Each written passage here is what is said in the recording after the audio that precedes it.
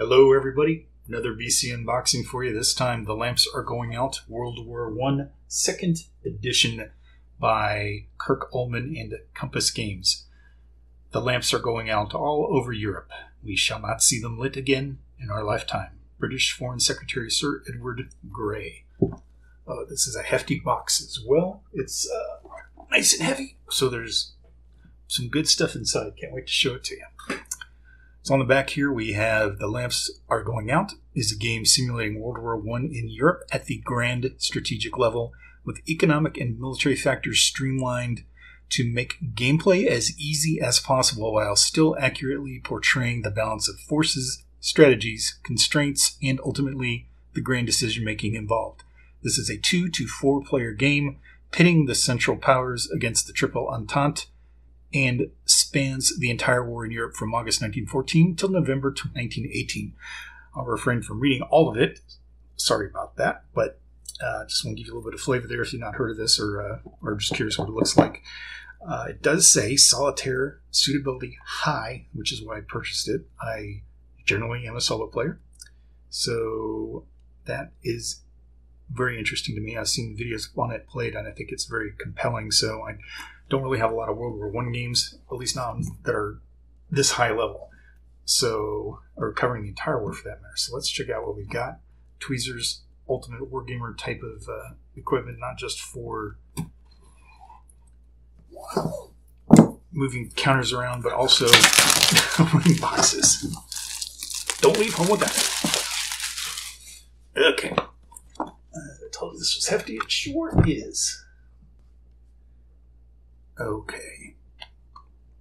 I feel like if I drop it, it's going to shake the whole camera loose. Alright, okay, we got 4 6-sided dice here. We've got a lot of cards. Let me go ahead and open this up so we can take a look inside. It's got a... Is it sealed? Yep, it's sealed. Almost tore it open.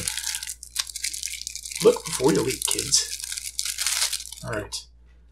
So we have... Stop that. Trying to run away. Event cards for Germany, Western Allies, technology cards for the Triple Entente, event cards for the Central Allies. Lots of different stuff here. This is one thing about the game that was so compelling to me. It's very high level, but it's also got a lot of detail to it, without feeling like it's really gets that bogged down in it. Let's take a look at this other side here. Flying barrages, heavy artillery, counter battery, Stasstruppen, aerial reconnaissance, all kinds of stuff in here that were deployed during World War I, equipment, tactics, things like that. Red Baron, interesting events reflecting the actual history of the war, so it's not just moving armies against each other. You got a little bit of background stuff going on as well.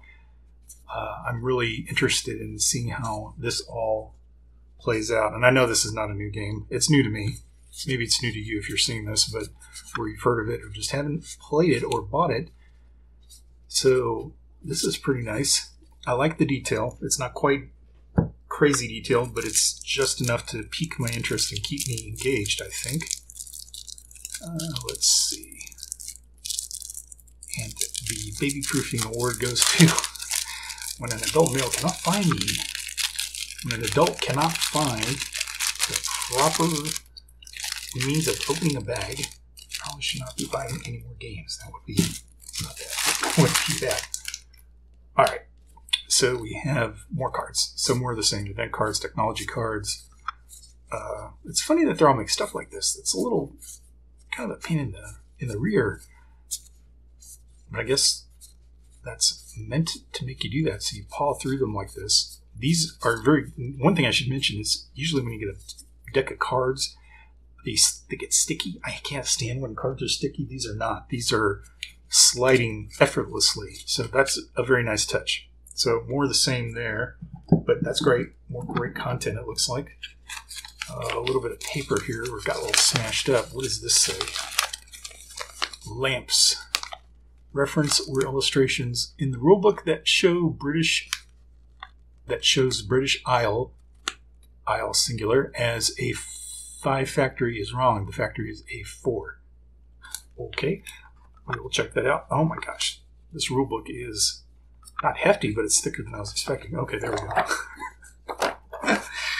You had a hold of two of them, genius. Okay. 36 pages. Not light by any means. Let's check it out real quick and see what we have here. Very nice design. I like the 2-column layout. The text is big enough that I can read it without having to squint. I don't like tiny print, so I'm good with 36 pages. We've got color as well, and it looks like there are some examples given of what's being shown. There's a lot of text in these areas, it looks like. But maybe that's not too big of a deal. There we go. Naval combat example there in the lower left corner. Let's see. More color examples. I'm good with that. East African combat. So that was another thing about the game that intrigued me, is that it's kind of in a high level, of course, like the rest of the game, but East African combat is simulated in this as well. So the German colonies in Africa are involved in this, and I believe there's a couple of war games on that subject, which are rather interesting. We've got a lot of text on there, a lot of text there, not very many images, but it's still, it feels like something I just want to dive into and have fun with. So, and there we go. So it's actually 26 pages of rules and reference sheets, and then we go into the designer's notes here, and then a lot of background information on the different areas portrayed in the game, as well as historical events such as the Russian Revolution. Extended example of play, good. Okay, so that's important to me in any war game.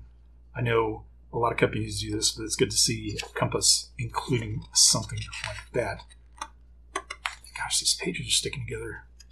That's kind of a pain. Okay, that's all right. All right, so more color, more examples of play. Then we go to a turn 2, which is nice. And there we go. Okay, there's the rule book. Very nice. Designer's notes. Design notes. We just cited designer notes. This is a nice hefty book in and of its own. Well, maybe not terribly hefty at 20 pages. Looks like we've got the cards described in more detail with a little bit of historical background, which I welcome as well. I enjoy that because it gives you a little more of a framework in which to perceive these cards and how they worked, especially historically. So would show you why the designers chose to include these in the game itself. So that's kind of cool. All right, so what else do we have here? We have some player aid cards, of course. Central Powers player aid here. 2 of them, and on the back looks like the okay, so this is the Temporal Entente Alliance, so it shows you who's there, Western Allies and Eastern Allies. Central Powers Alliance and Central Allies faction, spelled out for you so that you don't have to learn it, I guess, if you don't know that already. It's laid out there for you so you know who is who and who plays on what side.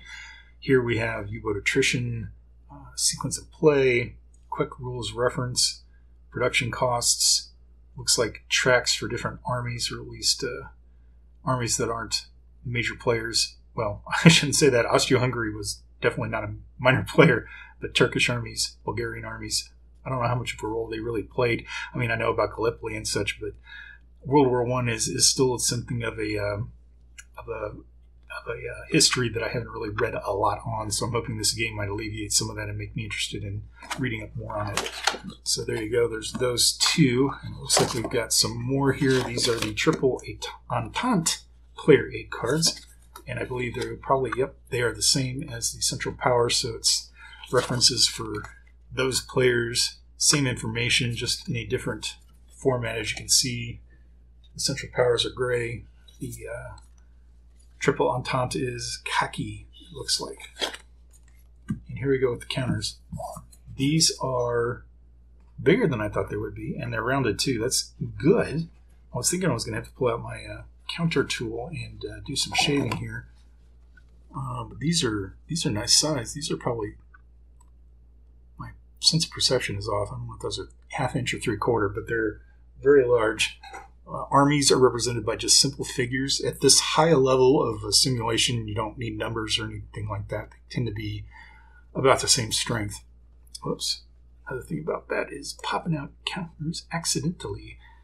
And it looks like there's quite a few blank ones here. So this must be it. I can't imagine leaving 2 rows on each one blank.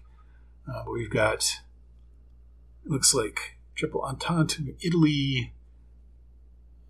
We've got the United States here.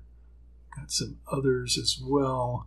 And here we've got Germany and some of the other powers as well. Bulgaria, Turkey. Yep. And then some other markers. I guess that's it. That's interesting. I thought there'd be a lot more counters to it. And I guess ultimately that's a good thing to not have that many counters. Does it say on the back here? It does not. So my math is terrible. That's 9 counters per row. 1, 2, 3, 4, 5, 6, 7, 8, 9, 10. So about 90, 180 counters roughly. Yep, as I thought, this is a nice mounted board. And there's no way I'm going to be able to get this in the screenshot. But I'm glad that, I'm hoping it'll fit on my table. And I think this will be fine, actually. Let me unfold it up here as well without smashing into the camera. Oh, this is nice. So I like the board. Let's see if I can move this a little bit. Here we go. That is a very nice mounted board. I've seen it in the video, of course. I've seen it online. I've seen it in the pictures. It doesn't really transmit how it feels, except obviously in person, which is a strange thing to say, I think. But, you know, you can see a game so many times in a video or pictures and just think, oh, okay, that looks good. But then you get it and you feel it and you're touching it and it's like, okay, that's pretty awesome. Nice and thick, hardy material that's not going to... Not a paper map, in other words. I don't like paper maps. I'd rather pay more for mounted boards anytime. So, and it's a lot larger than I thought it would be too. Looking at some of these spaces on the game, videos that I've seen, this is a good 2 inches across. And I always thought when I was looking at the video, it looked like it was maybe that big. So that's cool. Let's go over here. We've got tracks. Looks like a USA Declaration of War track there.